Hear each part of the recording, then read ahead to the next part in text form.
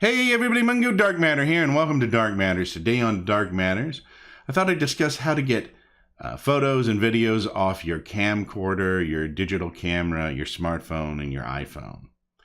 If you're new here, consider subscribing. Also consider clicking on the bell icon so you'll be notified of new videos and new live streams as they happen.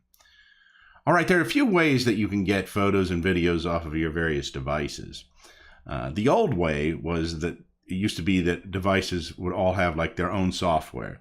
Some still do.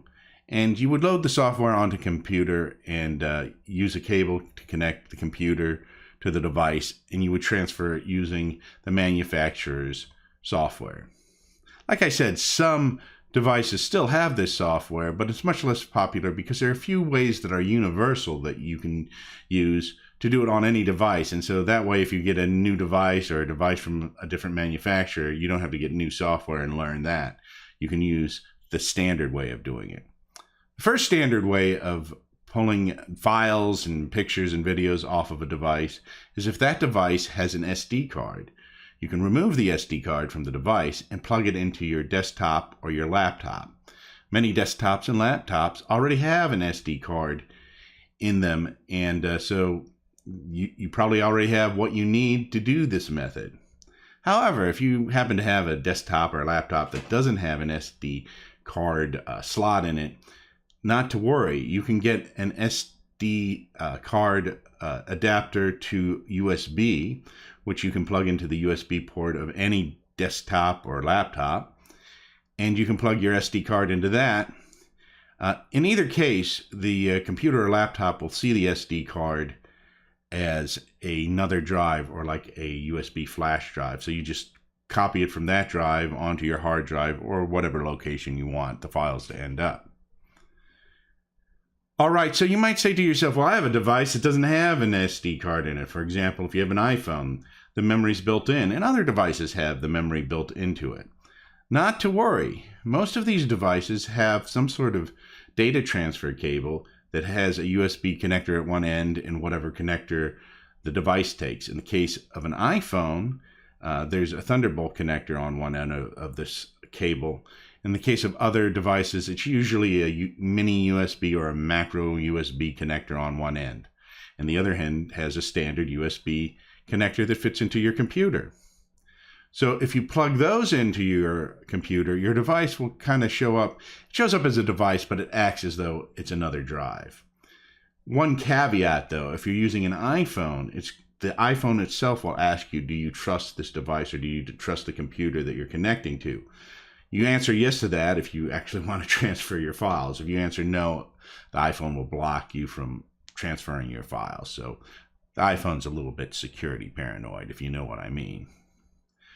All right, so there is actually another way that you can use to transfer files from any device to your computer or other devices.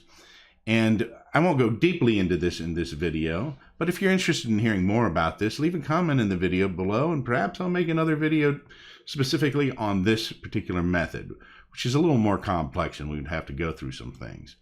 That third method is to use a cloud-based storage system like iCloud or like Google Drive, and you can upload your pictures to either of those services and then download them onto your computer.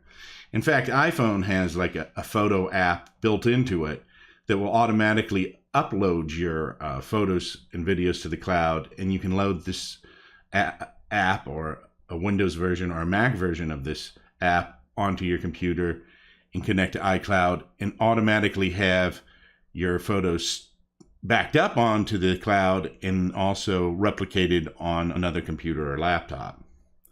This is a really nice feature. Google does the same thing. In fact, Google actually has a photo app now that uses Google Drive, and it will take your photos from your smartphone or even your iPhone, upload it to the cloud, and then download it to other computers, laptops or desktops that you have.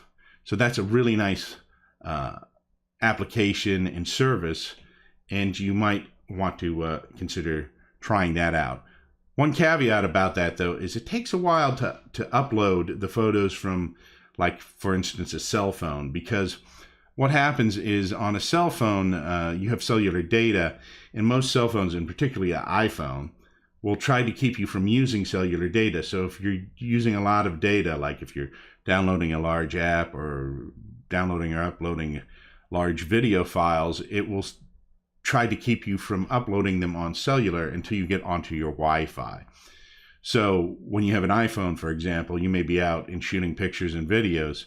When you come home, it will connect to your Wi-Fi and it will go, oh, I'm on the Wi-Fi, and then it will start to upload them. But it's going to take a while to do that. And even over Wi-Fi, uploading a large video file can be kind of slow. And sometimes it takes a while to get around to it, particularly if you're using your iPhone for something else or your smartphone for something else.